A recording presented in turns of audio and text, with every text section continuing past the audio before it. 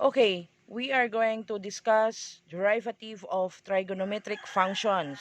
That is lesson 5. So, here in this topic, we are going to find the derivative of sine, derivative of cosine, derivative of tangent, derivative of cotangent, derivative of cosecant, derivative of secant. So, let's proceed to examples. So, here are the formulas that we are going to use here.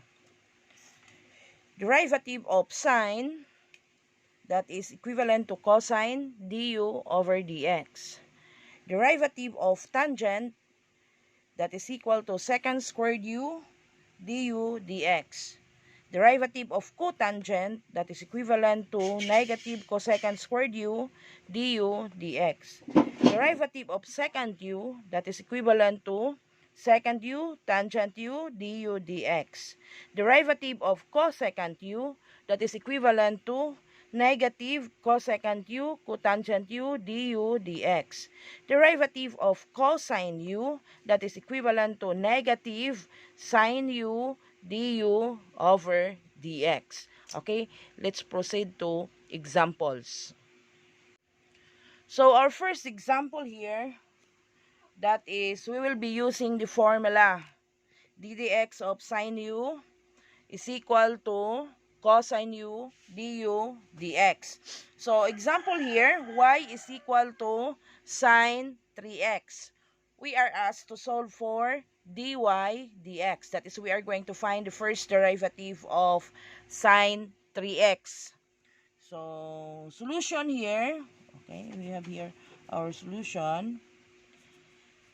d dx, dy dx, d dx of sine x. From the formula, sine u, derivative of sine u. So our u here, this one, this is our u. So to solve that one, we have in our formula derivative of sine u, that is equivalent to cosine u. So we have here derivative of sine, that is equivalent to cosine u. So we will have here cosine, our u here, that is 3x. Then after that one, derivative of u. What is our u? Our u is 3x. Okay. So, let's proceed. What is the derivative of 3x? That is 3. Derivative of 3x, that is 3.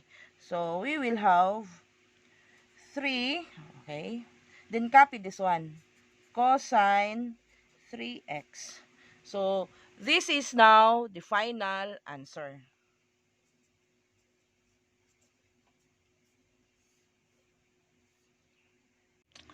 Okay, the next example, still derivative of sine u equal to cosine u du dx.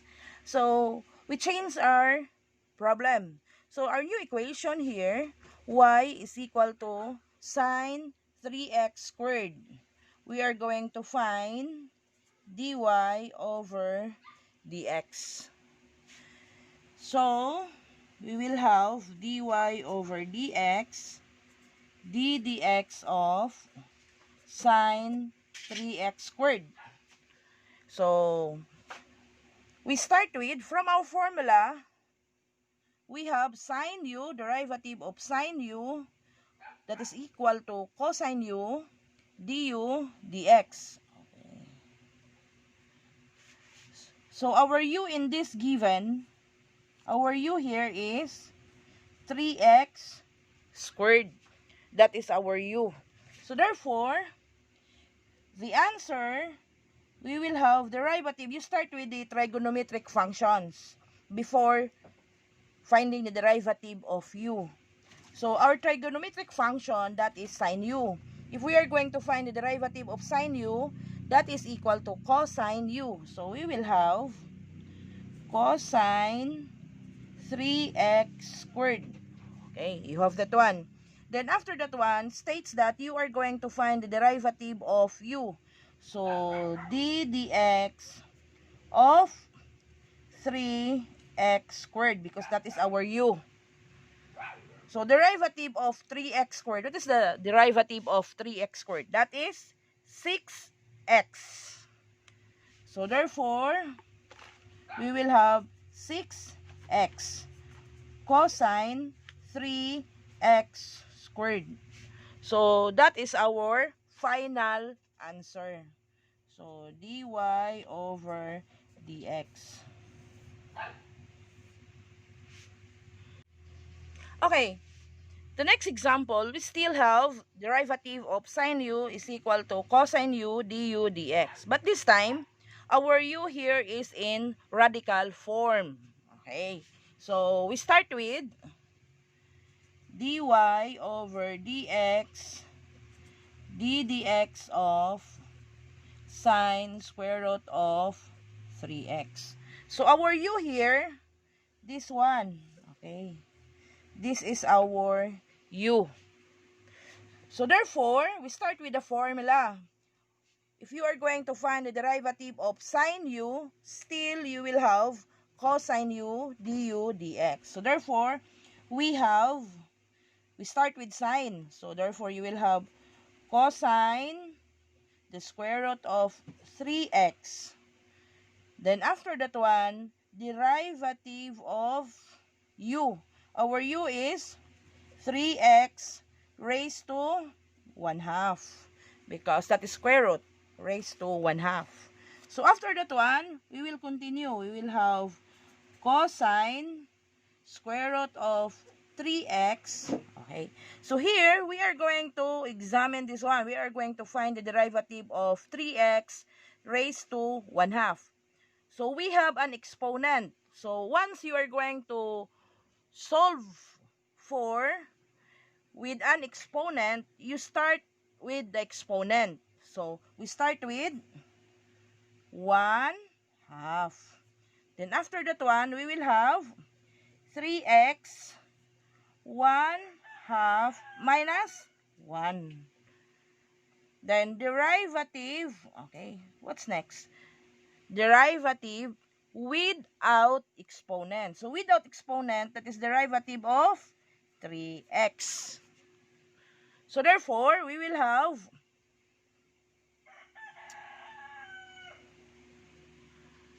what is the derivative of 3x? That is 3. So therefore, you will have 3 over 2. Okay. Then you will have cosine square root of 3x. This one. This is 1/2 minus 1. That is, what's the answer? Negative 1/2. If you are going to bring that down, that would become positive 1/2.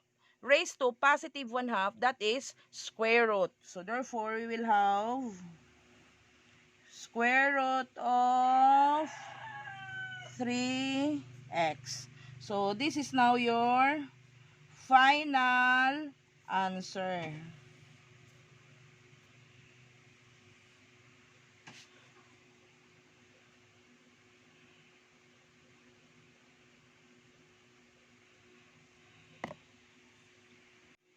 Okay, the next example, we have still the derivative of sine u, that is equal to cosine u du dx. In this example, we have an exponent at our sine. Okay, sine cube 3x. So what we're going to do? So we start with dy over dx. d dx of sine cube 3x. So that is now the first format. So if we are going to look at here, what you have observed from the previous example. So here, what changed here is that we have an exponent. We had an exponent at our sine. So therefore, when we have exponent, then we are going to find the derivative. So you start with, what you start? Do you start with cosine?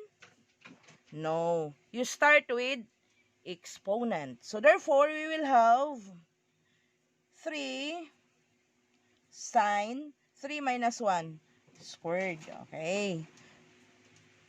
3x. Okay. So here, still this one is our, so na to na, u.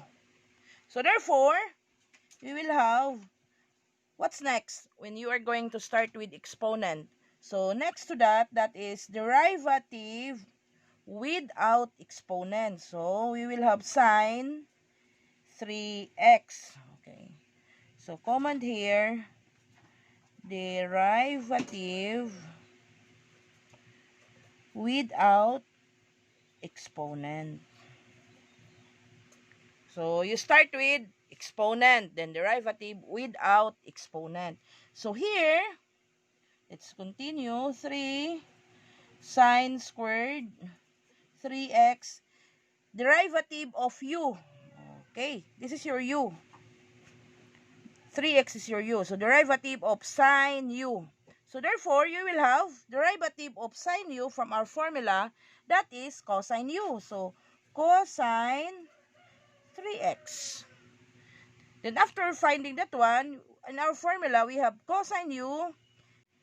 Okay, so we have 3 sine squared 3x, cosine 3x, derivative of 3x.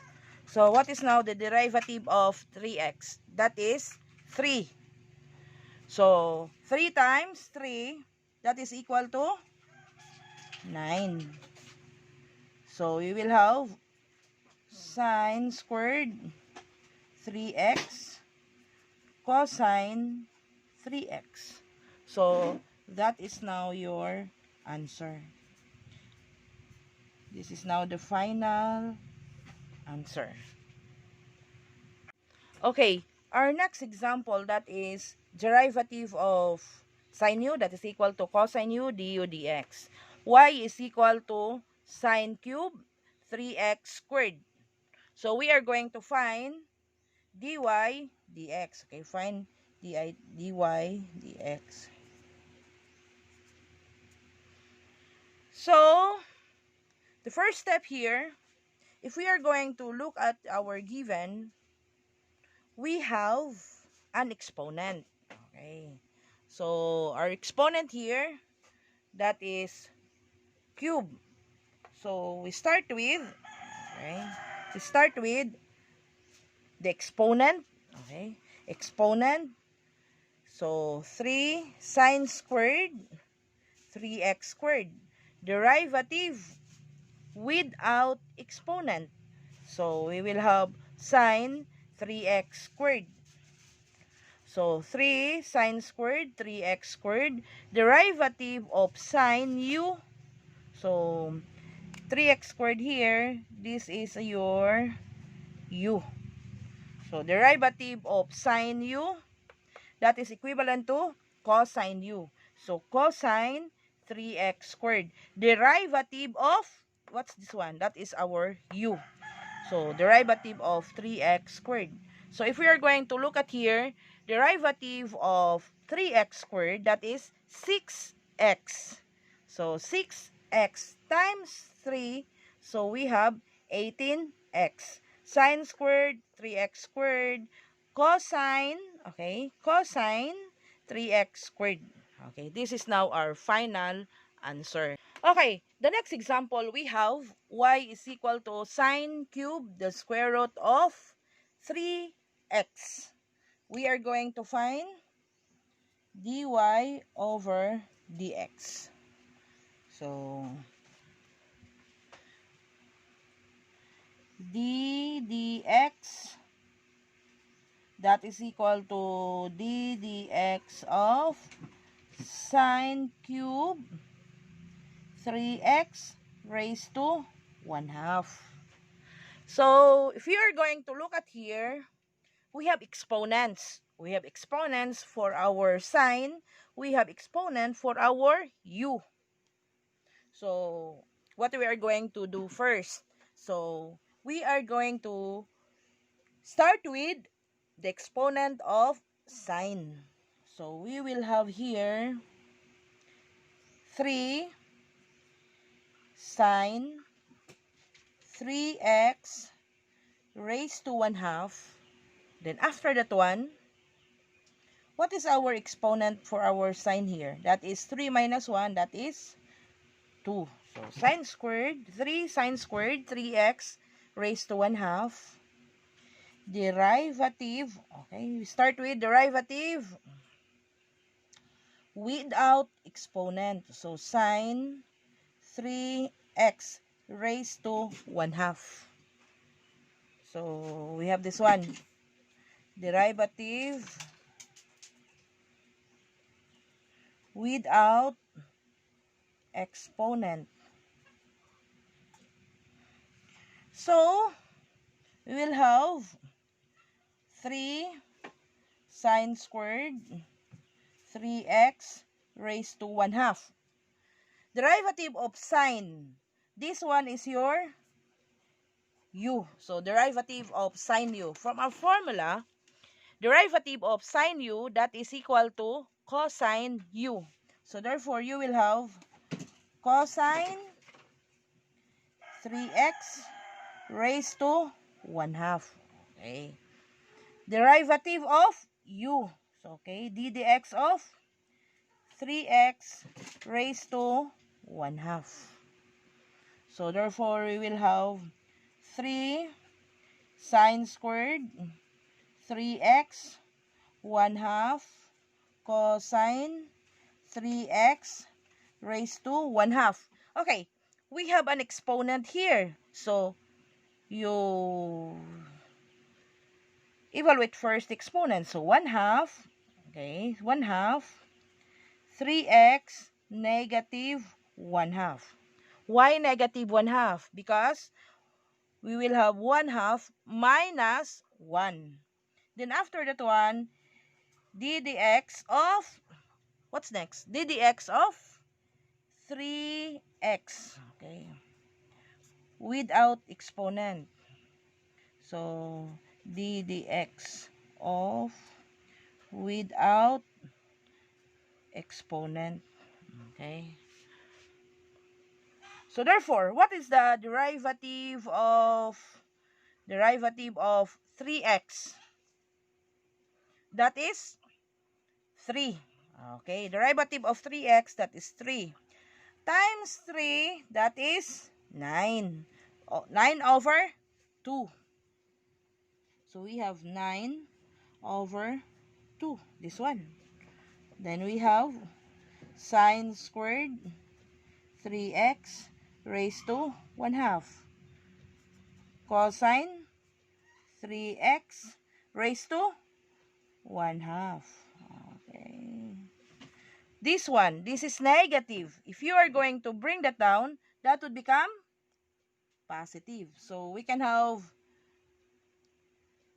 3x, that is negative. Bring that down, that is positive. So you will have raised to 1/2. So you can use sine squared, square root of 3x, cosine, square root of 3x, and then over this one, square root of 3x. So this is now your final answer.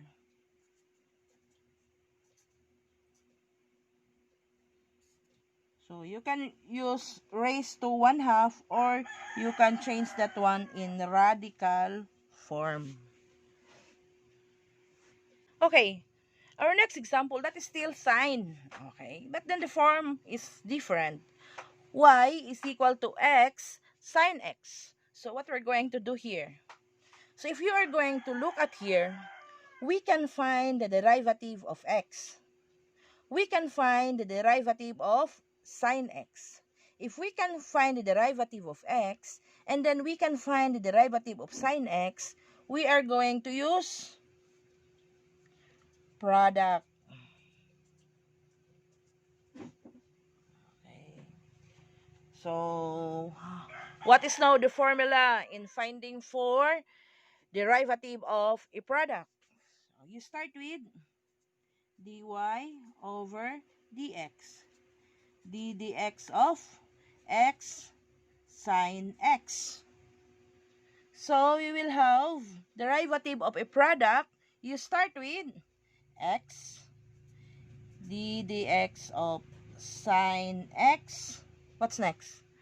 Plus, okay, what's next? Sine x d dx of x. So, that is the formula of a product. We will have note here. D dx of u times v. That is equal to u d dx of v plus v d dx of u. Okay? I hope you remember that one. So, therefore, we have derivative of sine x. What is derivative of sine x? Cosine x. Okay? So, therefore, your answer here is x cosine x. Okay? Plus derivative of x, 1. So, therefore, you will have sine x. So, your derivative of that, this is now your final answer. Okay, the next example, we have y is equal to 1 plus cosine 2x over sine 2x. So, if you are going to look at here, what formula we are going to use? Okay, if you are going to look at that one, that is derivative of a quotient. So, note here, what is the formula?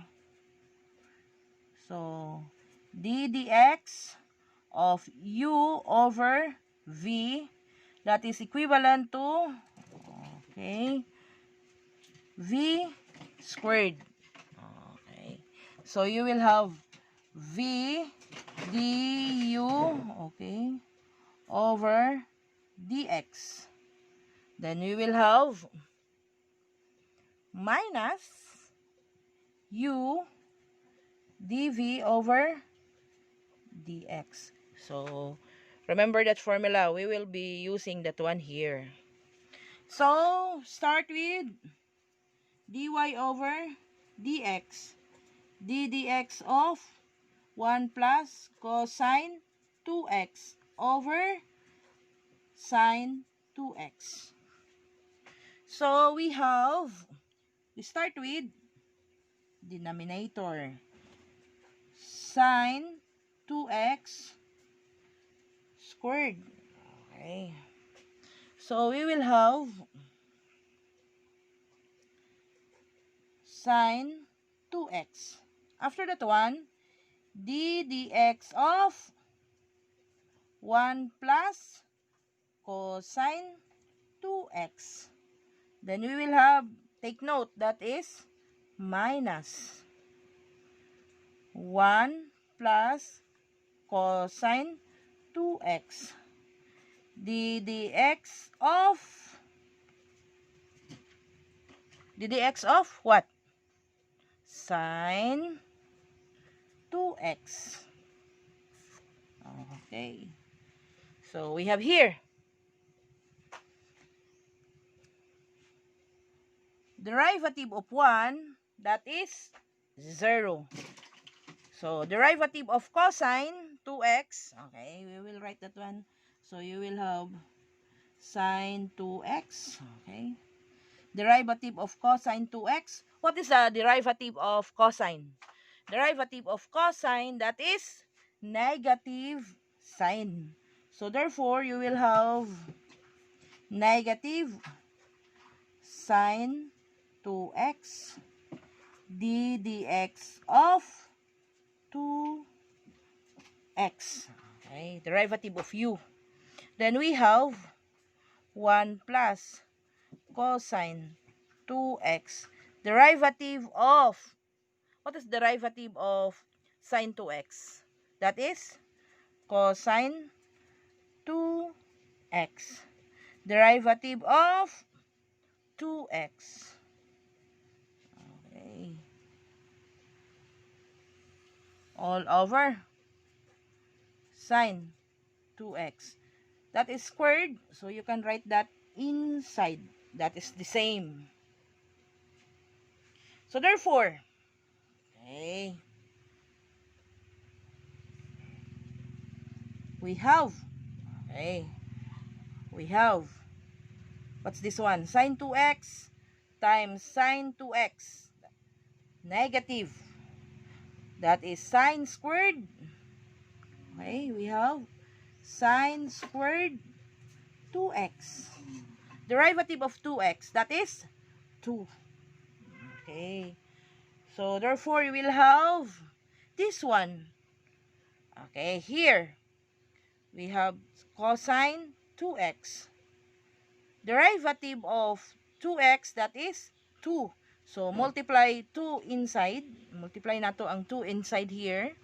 So, we have negative, okay, 2 cosine 2x. Then, we have cosine 2x times 2 times cosine 2x. So, multiply that inside. Okay. Multiply po sa 1. So, therefore, you will have cosine 2x times cosine 2x. That is cosine squared 2x times 2. So, you will have, because that is negative, times 2 cosine, okay, cosine squared 2x over sine squared 2x.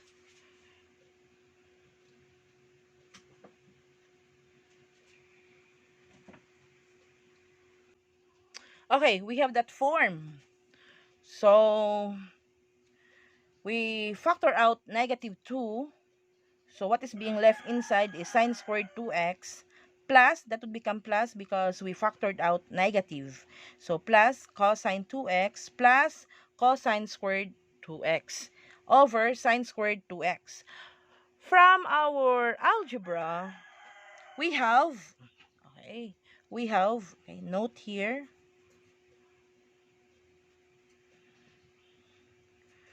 sine squared x plus cosine squared x, that is equal to 1. That is the definition. So, therefore, okay, therefore, sine squared 2x plus cosine squared 2x, that is equivalent to 1. So, we will have here sine squared 2x plus cosine squared 2x, that is equal to 1. So, that's the reason our final answer, that is equal to negative 2 times 1, okay, 1, that represents sine squared 2x plus cosine squared 2x. 1 plus cosine 2x over sine squared 2x. So, that is now our final answer.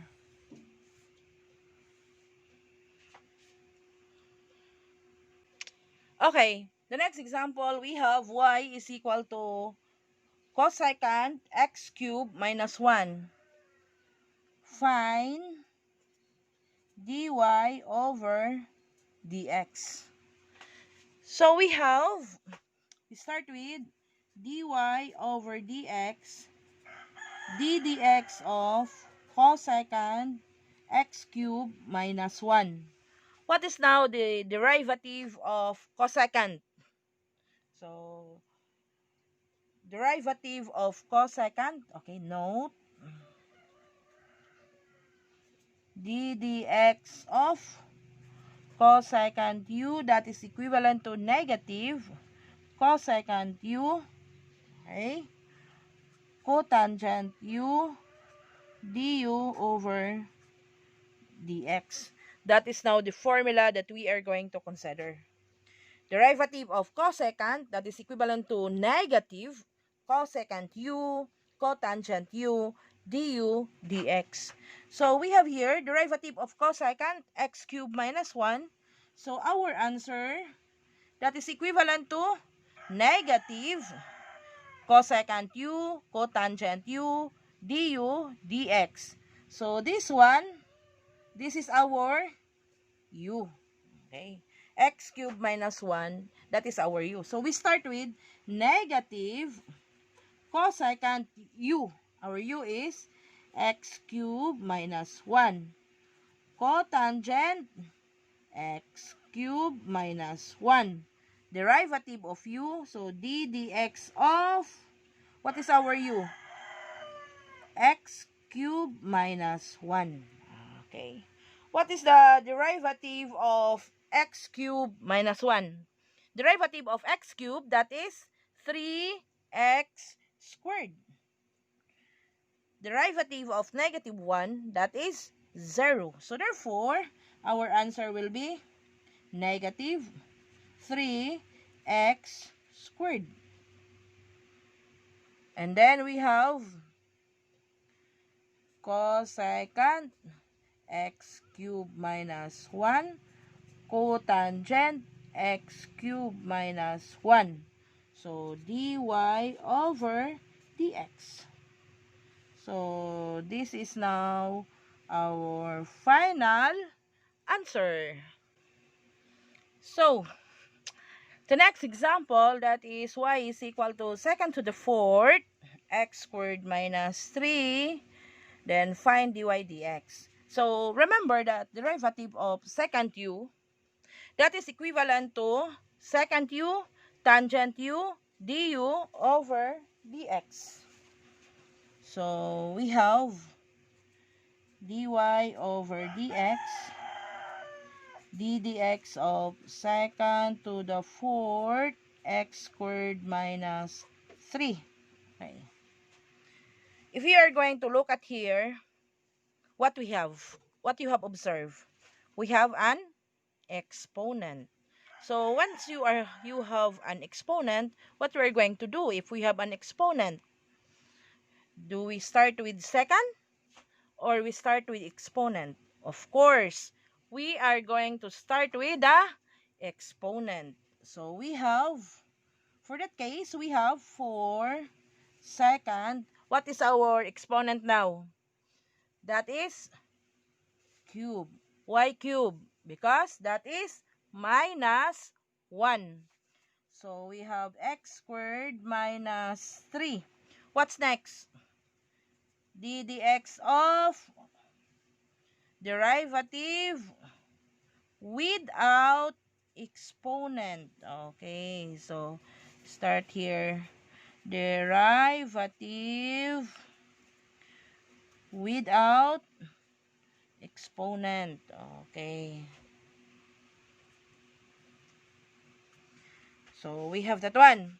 So from our definition here, derivative of secant, that is equivalent to secant u, tangent u, du dx. So 4 secant cube x squared minus 3. Derivative of secant, that is secant x squared minus 3. Okay. Secant u, tangent u, what is our u? That is x squared minus 3. Okay. So we have secant u, tangent u, derivative du over dx. What is our u? This one is our u. So our u is x squared minus 3. So, what is our derivative of x squared minus 3? Derivative of x squared, that is equivalent to 2x. Derivative of negative 3, that is 0. So, therefore, we have 2x times 4, okay? 2x times 4, that is 8x. Okay. Secant cube.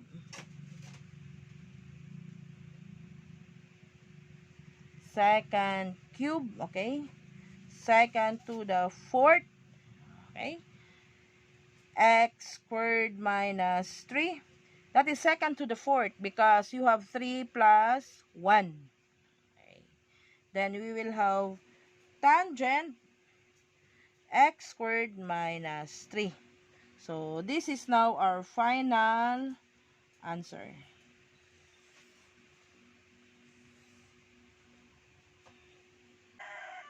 So these are the practice problems. So kindly answer this one and pass at our Google Classroom. Thank you.